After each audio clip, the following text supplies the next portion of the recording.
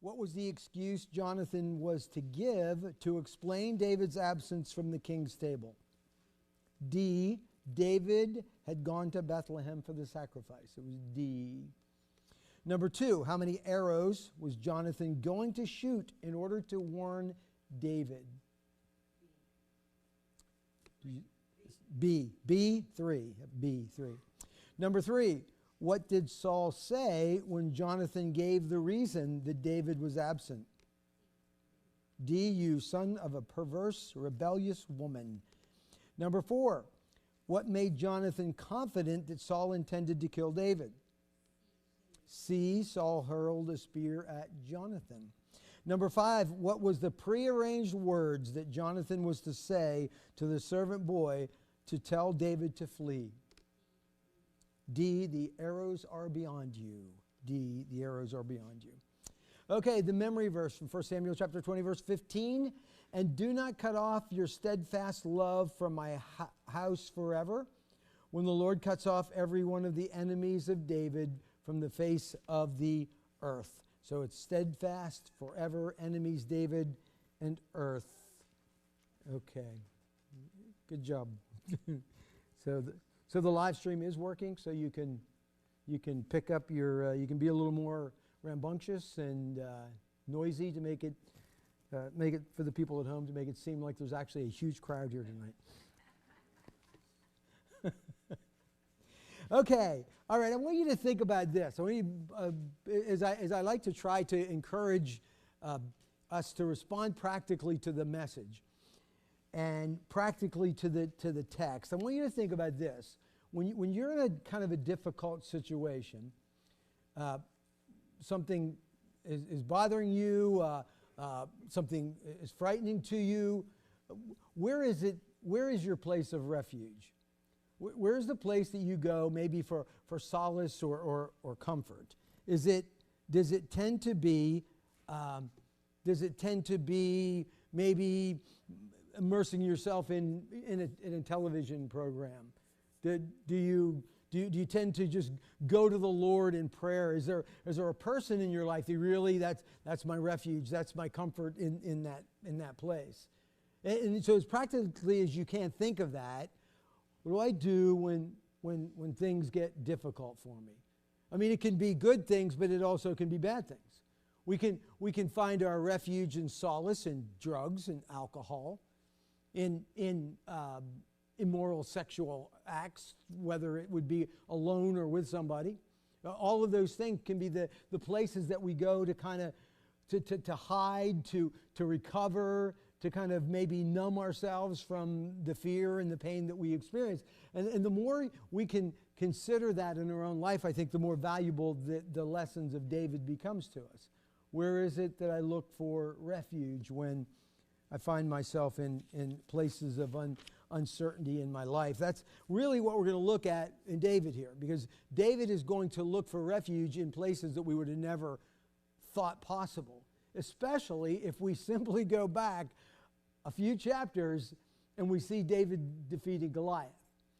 And the courage and the faithfulness that he experienced at that moment now seems to be completely gone at this point in the story. As he's going to flee, he's going to look for refuge, but it's not going to be in the places maybe that we would expect that he would. So 1 Samuel chapter 21, we're going to look at the entirety of the chapter. It's only 15 verses long. But beginning in verse 1, then David came to Nob, to Ahimelech the priest. So Nob is going to be his way station. It's going to be the place that he stops off briefly before going to that place of refuge that he's headed to. So Nob is the town. Ahimelech is the priest in that place. And so he stops there, and this is a very close to where, this is only a couple miles from where Saul lives. This is not a long way off. He hasn't gone way, way away. Remember, he was fleeing when we last saw him. This is where he's fled to. And Ahimelech came to meet David, trembling, and said to him, "Why are you alone and no one with you?" So what would we speculate? Why is Ahimelech trembling? Why is he fearful when he sees David?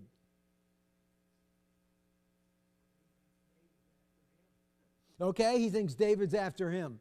And at this point, remember, we're in a very polarized country where there's Saul and there's David, and people kind of gravitating towards one or the other. So some kind of allegiance that David, he might think Ahimelech has towards Saul, maybe would cause David to come hunting him down. What else might be the reason? Maybe kind of the opposite side of that, which would be what? Yeah, he possibly knows, which probably is getting to be pretty well known, that Saul's after David, and David coming to him is going to present problems for him. Especially what? If he had seen that he somehow is an ally of David, if he's doing something to help David, then that could be seen as a problem. And so this fearful way in which the priest is receiving him. And he asked him the question, why are you alone and no one with you? And David said to Ahimelech the priest, the king has charged me with the matter and said to me, let no one know anything of the matter about which I send you and with which I have charged you. I have made an appointment with the young men for such and such a place. So what does David do here? He lies. He tells a lie, doesn't he? I'm on a super secret mission, okay? Nobody can know about this. Top secret, confidential. And so he tells a lie. Now, we looked at in the past, just in the last week or so, we looked at the idea that a couple of weeks ago that Michael lied on behalf, in order to preserve David's life. And when I polled the group, the majority of people said, well, that lie was okay because he was preserving life. Okay, so now we can look at this. Could we, at least at this point in the story, if you haven't read ahead, could we at this point say, well, maybe that's the same case here? We could, couldn't we? Whose life is he preserving?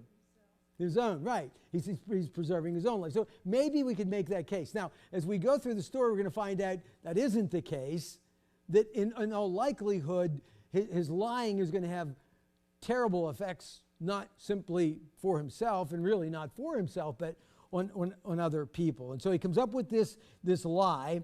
So why do you think he lied? I mean, obviously to preserve his life, but what would make him think that telling this fib would make it more likely that he would survive? Okay, he's desperate. He might think if Ahimelech knew the truth, that maybe Ahimelech wouldn't be willing to help him. If he really knew that Saul was out to get him, that he was pursuing him, that maybe that wouldn't work well for him. So he comes up with this alternative story, the super secret mission that he's on. Verse 3 then says, now then, what do you have on hand? Give me 5 loaves of bread and whatever is here. And so this is just simply, they're hungry. They need some food. They're fleeing. And the priest answered David, I have no common bread on hand, but there is holy bread if the young men have kept themselves from women. Now, what that means is, are they under Old Testament law? Are they clean under Old Testament law? And so the very specific requirements of what that is doesn't mean that it's necessarily fornication. Doesn't mean it's that they're engaged in sexual activity outside of marriage. Could mean that, but it doesn't necessarily mean that. It just means that if they have somehow done something to defile themselves or make themselves unclean, then there's a procedure for that. And that would prohibit the priest from being able to share this with them. And David answered the priest, truly women have been kept from us, as always when I go on an expedition. The vessels of the young men are holy, even when it is an ordinary journey.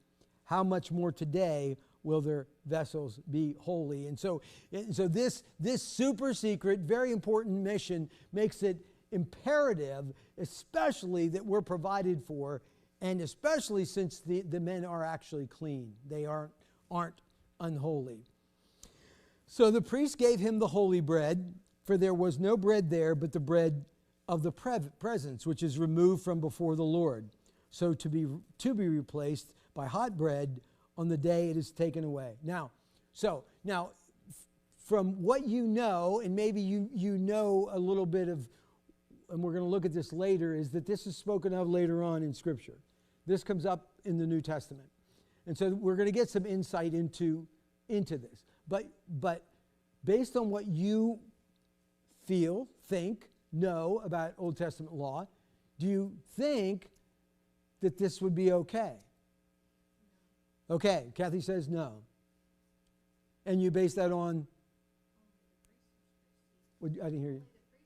Only the priest, right. And that's really what's indicated here.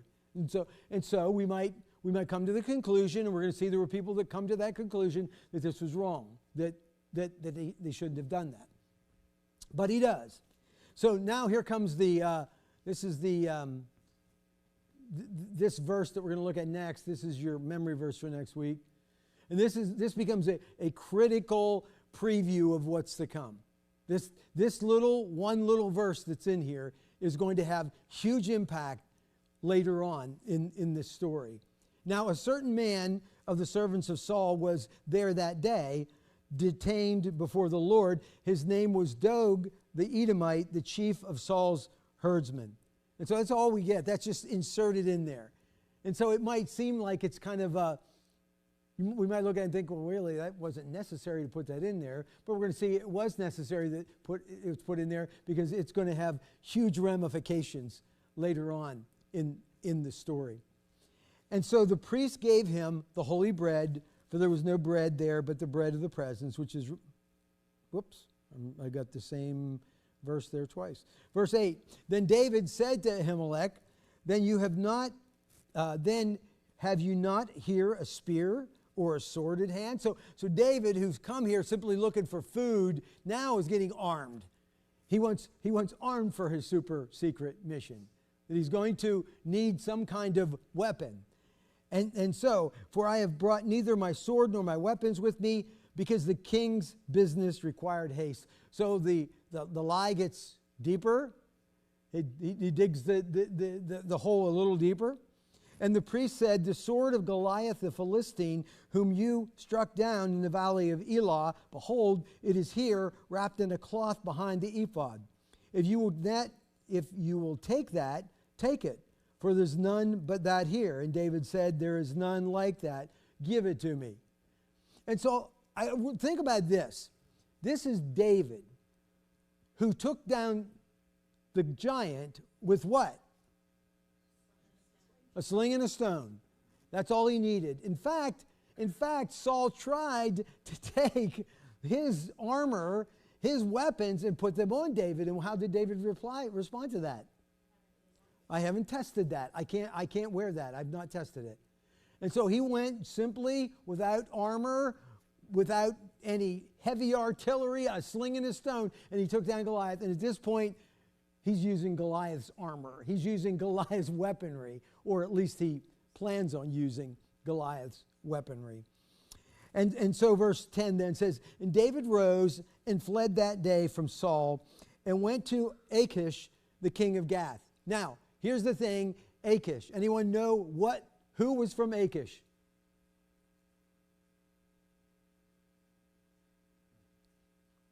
Who was from Gath? Goliath. This is Goliath's hometown. He is now on the enemy turf. He is now inside the enemy. And what's he looking for here in the enemy territory? Refuge. He's looking for refuge. He's looking for a place of safety, a place to get away from Saul. And so the obvious thing must be, well, this would probably be a good place. Now, why would he think that? Well, probably that old adage, the enemy of my enemy, right, is my friend. And so he probably in some way is thinking that he'll be safe there because of the animosity between Saul and the king of Gath. And so verse 13, So what's he going to do? How's he going to handle this? Well, it says this. So he changed his behavior before them and pretended to be insane in their hands and made marks on the doors of the gate and let his spittle run down his beard. Boy, here's an element of pride, isn't it? Yeah, this is where he's fallen to. Why is he doing this? Yeah, I think this will be a way of getting out. Does anybody remember when we last looked at this story? Been a couple years ago. When we were studying, when we were going through the Psalms, there are the Psalms that David wrote when this was happening, and it gives you insight into his mind when in that time. And so he thinks the best way to handle this is going to be, well, if I just act crazy. And it's speculated probably that it would have been looked at as wrong and maybe even illegal to harm somebody who was mentally deranged. And so he's probably somehow using that to his advantage. Then Achish said to his servants, "Behold, you see the man is mad. Why then have you brought him to me?" So it seems that probably this is working to a certain degree. "Do I lack madmen that you have brought this fellow to behave as a madman in my presence? Shall this fellow come into my house?" And so this fake insanity has the king isn't pleased with this, but he's also not to a place where he wants to do harm to him. Now remember, this is the guy that took down their hero. This is the guy that defeated Goliath. And now they have him in their hands. And David with this little feint of hands is going to use it to his advantage. So